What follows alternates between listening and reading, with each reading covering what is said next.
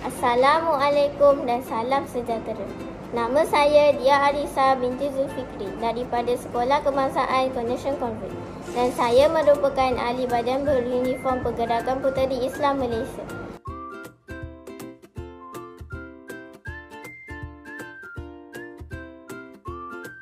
Untuk memenuhi tugas Slat J, saya telah menghasilkan 2 infografik. Infografik pertama bertajuk Katakan Tidak pada Dada yang menjelaskan maksud dada, jenis-jenisnya serta kesan buruk kepada diri, keluarga dan masyarakat. Infografik kedua pula bertajuk Bahaya Rokok dan Vape yang memaparkan kesan rokok dan vape terhadap kesihatan seperti kerosakan paru-paru, ketagihan nikotin dan risiko penyakit kronik.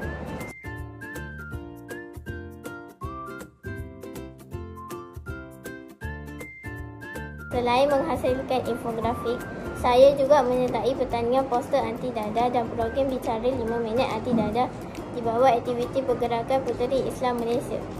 Pertandingan poster memberi peluang kepada saya dan rakan-rakan untuk menyampaikan mesej pencegahan melalui kreativiti seni.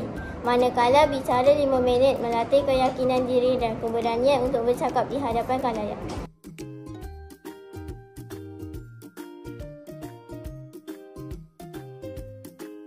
Melalui aktiviti ini, saya mendapati warga sekolah dan lebih sedar tentang bahaya dada, rokok dan vape. Ia memberi impak positif kerana ramai yang lebih bersemangat menjaga kesihatan serta berusaha menjauhi gejala tidak sihat. Kesimpulannya, pengalaman ini sangat bermakna bagi saya. Semoga usaha kecil ini dapat memberi manfaat dan menjadi inspirasi kepada seluruh warga SK Connection Convent.